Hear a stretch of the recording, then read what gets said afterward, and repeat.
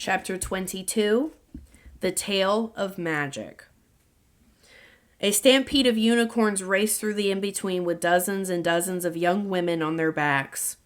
The majestic steeds retrieved all the workers from the Bootstrap Correctional Facility and transported them to the Celeste Weatherbury Memorial Academy of Magic.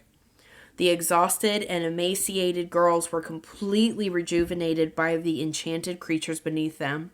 Many of them laughed and cheered for the first time in years, some for the first time in their lives, and they looked at the thick woods around them with wide eyes and excited grins. Within 2 hours of their departure, the unicorns were crossing through the hedge barrier, and the young women laid eyes on the Academy's picturesque property for the very first time. They were absolutely astonished by all the colorful trees and flowers, the crystal clear streams and lakes, the sparkling ocean on the horizon, and the soaring griffins and fluttering pixies in the bright blue sky. The unicorns unloaded their passengers at the castle's front steps, where Bristol, Lucy, Emeralda, Xanthus, Tangerina, Skyline, and Mrs. V were eagerly awaiting their new arrivals. "Pip!" Bristol exclaimed. She instantly spotted her small friend among the newcomers and ran down the front steps to give her a big, welcoming hug. "I'm so happy to see you," Bristol said. "I've thought about you every day since I left the facility. I hope you're all right." "I'm doing much better now that I'm here," Pip said. "Did those awful Edgars treat you terribly when I left?" Bristol asked. "Nothing I wasn't used to," Pip said with a shrug. "You should have seen Mr. and Mrs. Edgar's faces when they got the command to release us from the facility. They had just accepted an order from the Eastern Kingdom for 5,000 pairs of boots. Now they have to make them all by themselves." Bristol laughed. "I normally don't find pleasure in someone else's misfortune, but just this once, I think it's okay to relish it," she said. Pip stared up at the castle, mesmerized by its shimmering golden walls. "I can't believe you did it," she said. "Did what?" Bristol asked. "You found a house by the ocean," Pip said. "It's even better than the one we used to dream about." "It's a wonderful place to live," Bristol said. "I think you'll be very happy here." "I already am," Pip said. Once all the girls had climbed down from the unicorns, Bristol went to the top of the castle's front steps to greet them.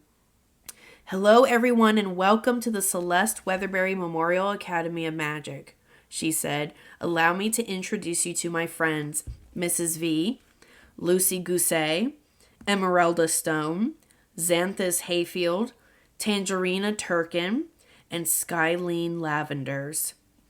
You may call me Madam Lavenders," Skyline told the girls.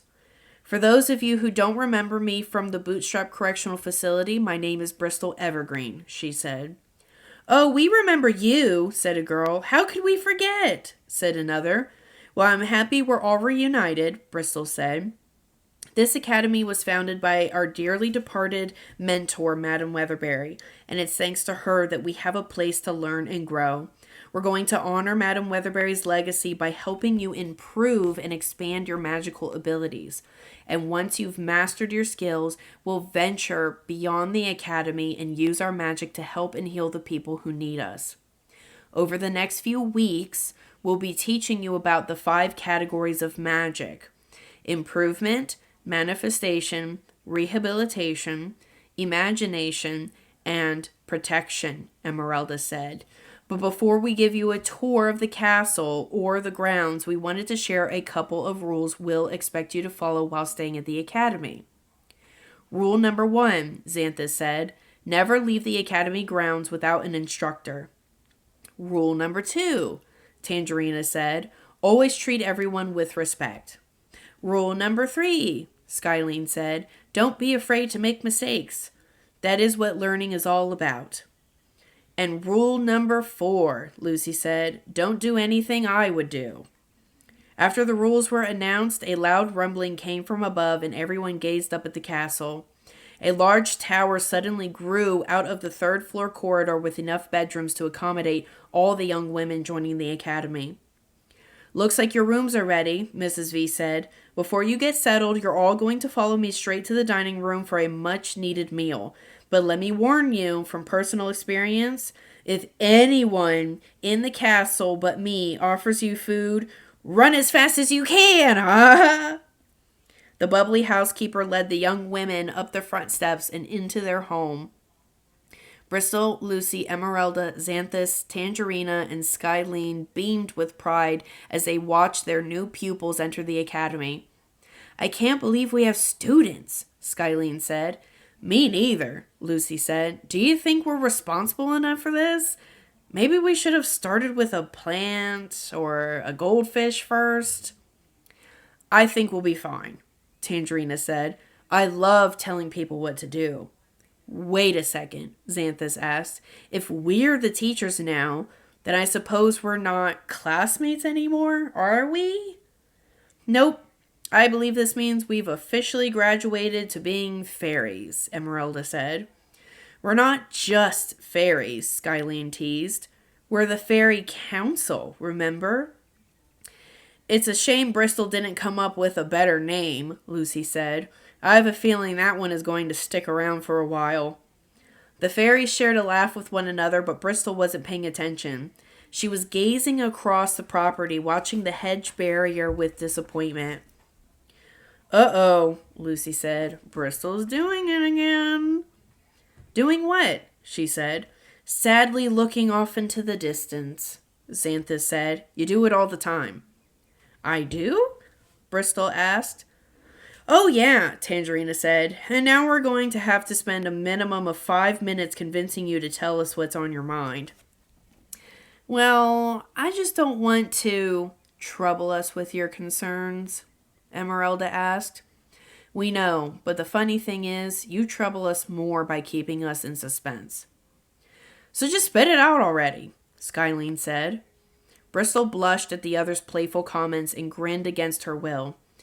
You know, having such close friends can be a real nuisance sometimes, she said. I was hoping more people would be here by now. That's why I looked sad.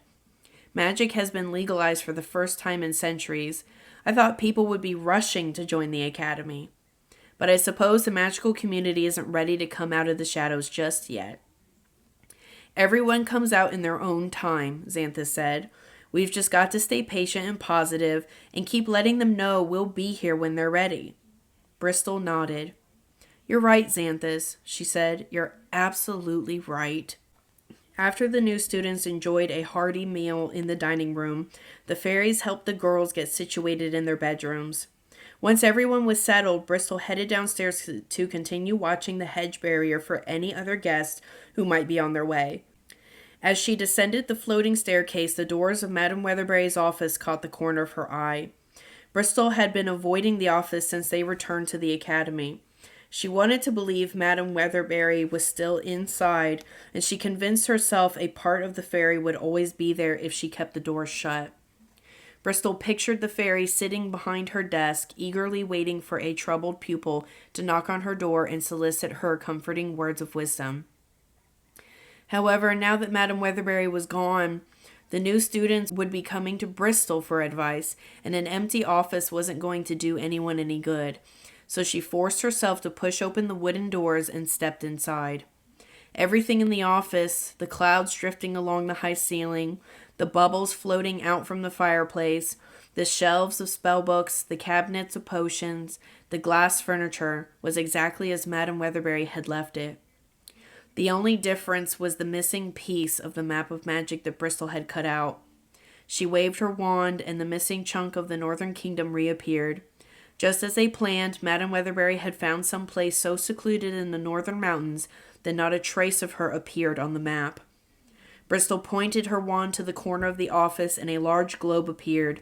However, unlike a regular globe, Bristol's globe showed her what the planet looked like from space. She spun the globe to inspect the Northern Kingdom and was pleased to see a small patch of northern lights glimmering through the northern mountains. "Hello, Madame Weatherbury," Bristol whispered to the globe. "I hope you're well." Bristol crossed to the window and checked the hedge barrier in the distance, but there still wasn't any sign of anyone from the magical community. She let out a long sigh and sat down behind Madame Weatherbury's glass desk.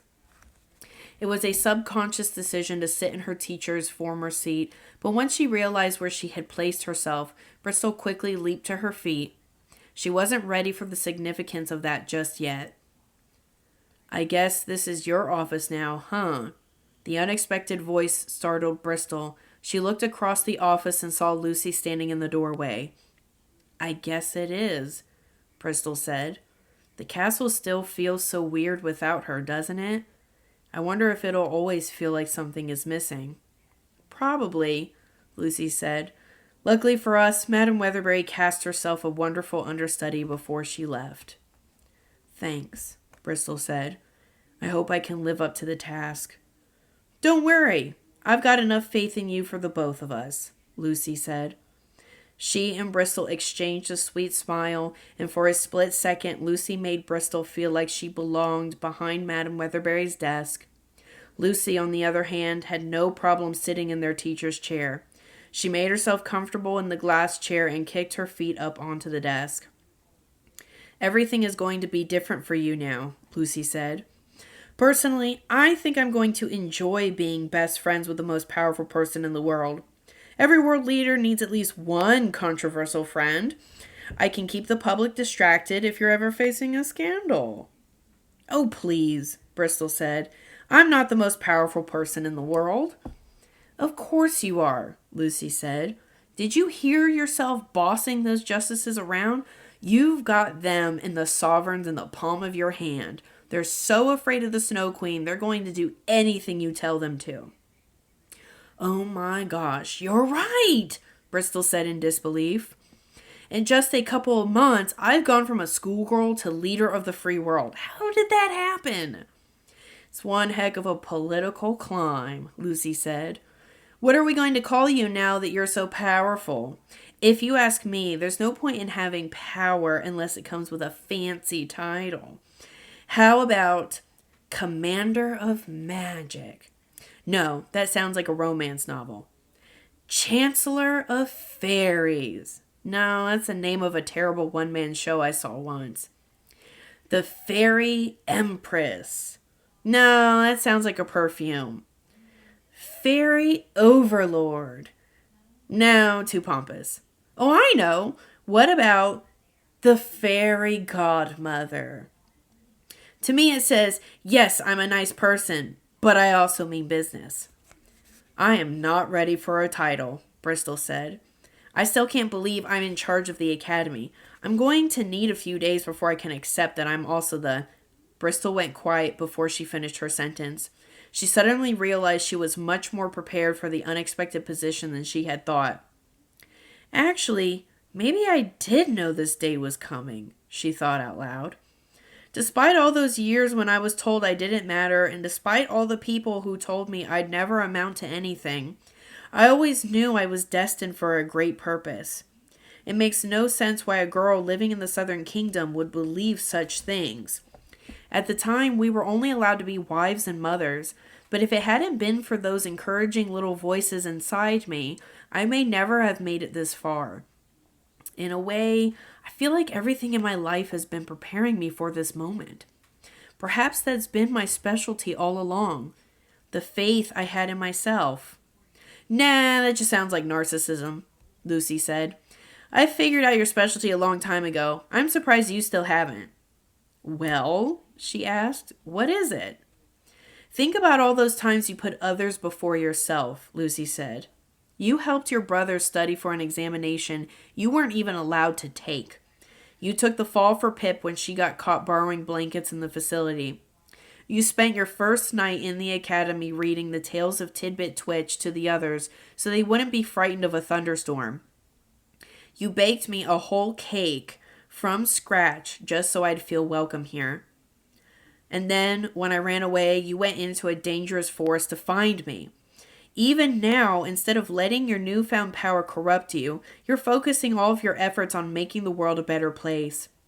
Obviously, you have a specialty for compassion." Bristol was touched by Lucy's words.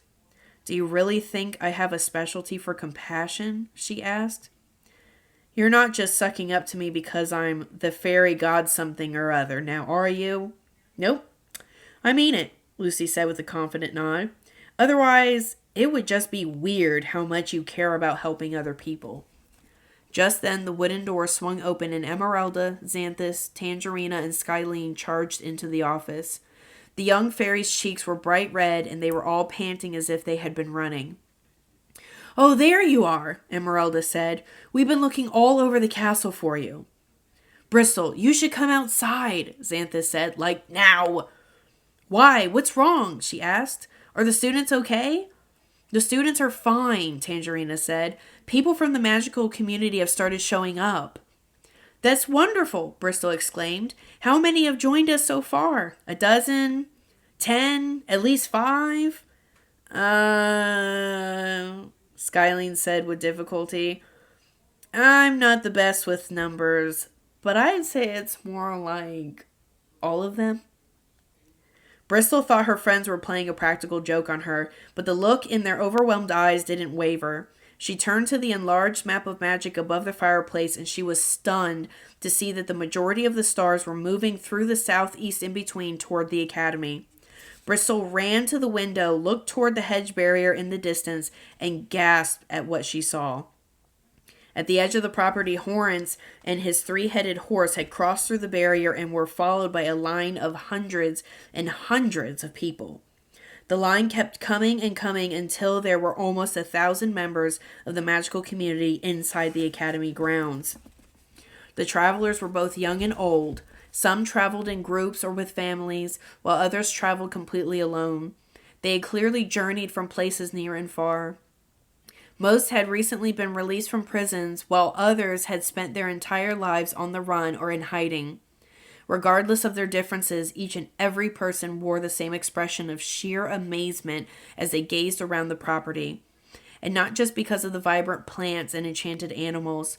For the first time in their lives, the magical community was laying eyes on a place where they would be safe from persecution, a place where they could be themselves without discrimination, and most important, a place that they could finally call home. "We're going to need a much bigger castle," Bristol said. "And name tags," Lucy said. "Lots and lots of name tags." Without wasting another second, Bristol, Lucy, Emeralda, Xanthus, Tangerina, and Skylene hurried out of the office, ran down the floating staircase, and emerged on the castle's front steps to greet the newcomers. The travelers gathered around the castle and looked up to the fairies for guidance. "Psst, Bristol," Lucy whispered. "Say something." "What should I say?" she whispered back. "I don't know," Lucy said. "Something inspirational, like you always do." Bristol's friends nudged her forward, and she nervously waved to the large crowd. As she looked into all the hopeful but weary eyes of the magical community, Bristol was reminded of her final moments with Madame Weatherberry, and she knew exactly what she wanted to say. "Hello, everyone," she said. "I can only imagine what you've all been through to get here, both in life and on the road. This historic day is possible thanks to a long history of brave men and women making tremendous sacrifices. And although the fight for acceptance and freedom may seem like it's over, our work isn't finished. The world will never be a better place for us until we make it a better place for all. And no matter what challenges await us, no matter whose favor we've yet to earn, we cannot allow anyone's hate to rob us of our compassion or dampen our ambition along the way. The truth is," Bristol continued, "there will always be a fight, there will always be bridges to cross and stones to turn, but we must never forfeit our joy to the times we live in. When we surrender our ability to be happy, we become as flawed as the battles we face. And too many lives have already been lost for us to lose sight of what we're fighting for now. So let's honor the people who gave their lives for this moment to happen. Let's cherish their memory by living each and every day as freely, as proudly, and as joyfully as they would have wanted us to. Together, let's begin a new chapter for our community, so when they tell our story years in the future, the tale of magic has a happy and prosperous ending. That is the end of The Tale of Magic. Keep an eye out for the second book, A Tale of Witchcraft, and I will be starting that soon. I hope you guys enjoyed this.